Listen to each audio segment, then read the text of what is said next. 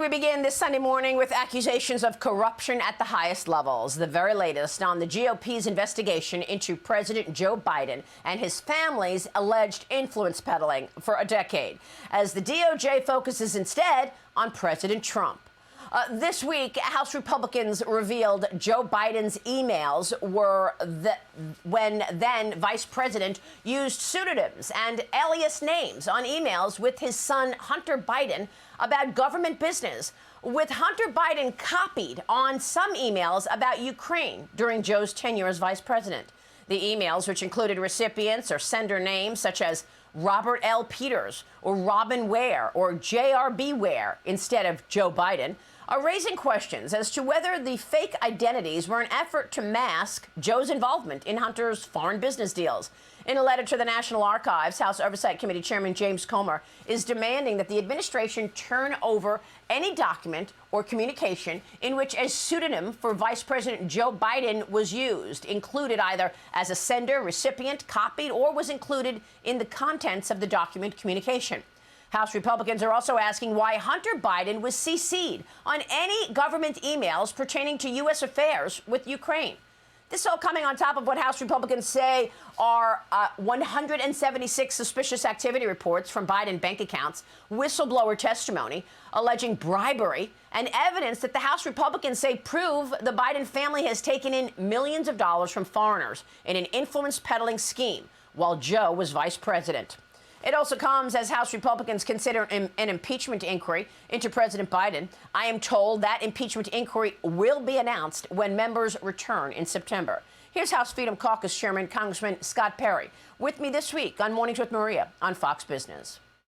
The American people need to know whether their president is crooked or not. That's the bottom line here. And whether it's bribery, in one case it was called extortion. We need to know there's an election coming. He's the sitting president. Certainly he would want his name cleared, if anybody would, I would think. What is the $17 to $20 million that we currently know of coming from foreign countries, oligarchs, questionable individuals? What did that money pay for? What were those people paying for? What did they get in return? Joining me right now in this Sunday Morning Futures exclusive is House Oversight Committee Chairman Congressman James Comer. Mr. Chairman, always a pleasure. Thanks very much for being here. Good morning. I want to get the state of affairs of your investigation, given we have a new special counsel now in the Hunter Biden investigation. But first, let's discuss these pseudonyms or alias names. What exactly have you learned? Well, we've learned that Joe Biden used at least 3 pseudonyms or fake names in emails that he was receiving from people within the federal government, people that worked for him. And even more troubling than that, Maria, we've learned that when he was receiving emails pertaining to Ukraine, his son Hunter was copied on them, which we've always heard that the White House has said that Hunter Biden wasn't an employee of the government. He wasn't any part of the government. They couldn't understand why House Republicans on the Oversight Committee were investigating Joe Biden and his son Hunter Biden because Hunter wasn't a part of the government. Well, if that were true, then why was he receiving emails from the government? Well, this also pertains to the firing of the special prosecutor in Ukraine, Viktor Shokin. Was that what these emails were about? Because you have told us in the past that that was one decision you were looking at as far as a decision that Joe Biden may have been paid for to get involved in getting that prosecutor off the back of Burisma. I think the evidence is mounting every day to prove that Joe Biden went to Ukraine for the sole purpose of firing Shokin, who was the Ukrainian prosecutor who was investigating his son for corruption. What we heard in the transcribed interview with Devin Archer was that he said that the owners of Burisma were squeezing Hunter, saying, we need help in Washington. You need to call Washington for help. Of course, the Democrats tried to say that, well, that could have been anybody in Washington. Well, what we've now learned is Joe Biden was using a fake email name to receive correspondence from his staff that he was copying Hunter Biden on. And I believe, Maria, that Hunter had to prove value to the Burisma owners that they were working on this, so he was forwarding those to the owners of Burisma. Look, this is obvious that Joe Biden abused his power as vice president for the sole purpose to protect his son. who was receiving millions and millions of dollars from this corrupt Ukrainian energy company. And this email ties Joe Biden and Hunter Biden into this corruption scheme without a shadow of a doubt. Well, it also is quite interesting that Hunter Biden is even CC'd on any of these emails. This was government business, right?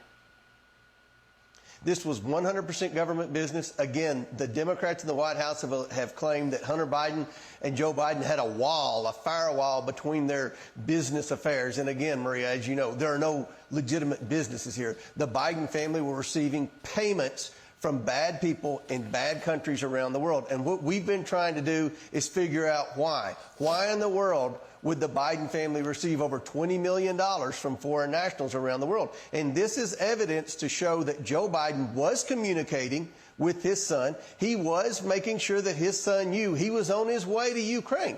Remember, the timeline of these emails show that Joe Biden was en route from Washington to Ukraine for the sole purpose of withholding foreign aid to Ukraine in exchange for firing the prosecutor. And we know that happened, and we know Joe Biden accepted credit for it. He did an interview where he said, well, son of a bee, they fired the prosecutor before I got on the plane and left Ukraine. Joe Biden, in his own words, said that. So now we have evidence that Joe Biden and his administration was communicating with Hunter Biden. They knew Hunter Biden was affiliated with Ukraine. That's another lie, Maria. Joe Biden said he didn't even know Hunter was on the Burisma board for a long time. This is another lie. They were copying Hunter, and the only emails we've seen where they were copying Hunter were pertaining to Ukraine at a critical time when Joe Biden was going there to fire the prosecutor in exchange for foreign aid. That's called a quid pro quo, Maria, and that's very illegal, and it's more evidence that Joe Biden was front and center in this influence peddling scheme.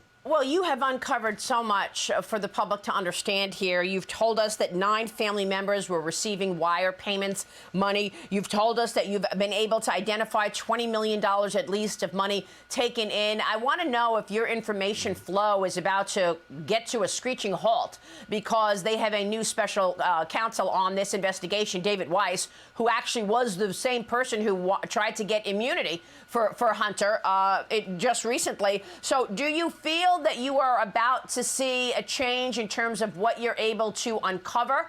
And can you identify where this money was going? Are these all domestic accounts, or was there money overseas as well?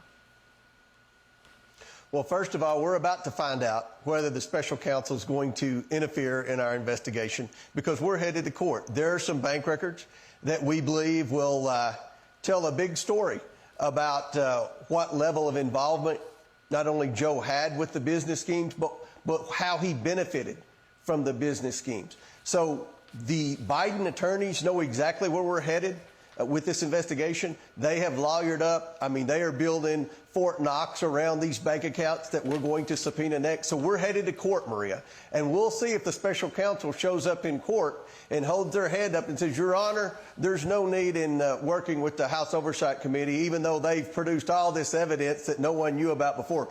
We're now in charge. We're the special counsel, and we're in charge. How ironic would that be, Maria, considering that less than 2 weeks after a judge threw out U.S. Attorney Weiss's blanket immunity for Hunter Biden, he gets appointed special counsel and supposedly, in the eyes of the Department of Justice, is now the lead investigative agency with respect to Hunter Biden. The House Oversight Committee, for all practical purposes, has been the special counsel over the past 6 months, and we'll continue to do our work and continue to be transparent with the American people about the evidence that we're uncovering every day. So you've been able to get your hands on some bank accounts and these important information in terms of money flows, but now you're zeroing in on just a few more bank records, and you're wondering if you're going to have access to those. You think those bank records, these final 2 or 3 or 4 bank records that you're suggesting, they are going to tell you how the money was moving within the Biden family? We know, talking to the banks, that they're under considerable pressure not to cooperate with us. I've been saying for months, Maria, that we are facing obstruction like has never been demonstrated in the history of congressional investigations. Not only are we being obstructed by the Biden legal team, we're being obstructed by the Department of Justice, we're being obstructed by the FBI, by the Secret Service, by the IRS, by the Democrats on the House Oversight Committee. And the next question is, will we be obstructed by the new special counsel, David Weiss, investigating this? We have produced, with every subpoena we've issued, we have produced more new damaging evidence of Joe Biden's involvement in his family's influence peddling schemes. And we believe the next bank records that we're going to subpoena will tell a whole lot bigger story about how involved Joe Biden was in this Biden influence peddling scheme or Biden corruption. And I know you just want a 30-day period from the National Archives to get the information about those emails where Hunter was CC'd on. That was the time when Hunter Biden was getting squeezed by Burisma to get the prosecutor fired, to the time that actually the prosecutor was fired. When is the deadline to get that information to your committee? This week? I think we gave them 5 business days, so somewhere around Wednesday of this week, it will be the deadline. We expect National Archives to cooperate with our investigation. We don't need to prove the purpose of this investigation. I think everybody knows now. And real quick before you go, Congressman, I know you said that we are waiting for this information, and you have identified 20 shell companies where money was going. But are there only domestic accounts, or are there overseas accounts that Biden has? We've heard a report from a whistleblower that there are overseas accounts, and we're going to be working with the Ways and Means Committee to try to get those overseas accounts. But I'll close with this, Maria. You think about Joe Biden was using a fake name for his email correspondence with respect to what he was about to do in Ukraine. How ironic is the guy that uses a fake name with his government email accounts is the same guy whose family has 20 fake companies to launder money from foreign nationals in adversarial countries to his family members. I mean, this fits a pattern of deception by the Biden family. We're going to continue to get the facts out to the American people. This is just stunning. We're going to be watching your work, Mr. Chairman. Thank you. House Oversight Committee Chairman, Congressman James Comer, joining us this morning. Hi, everyone. I'm Brian Kilmeade. I want you to do me a favor. I want you to click to subscribe to the Fox News YouTube page. This is the only way that I know for sure that you're not going to miss any great commentary, any great news bites, any great interviews coming your way on Fox. You can get it all here on YouTube. So subscribe right now.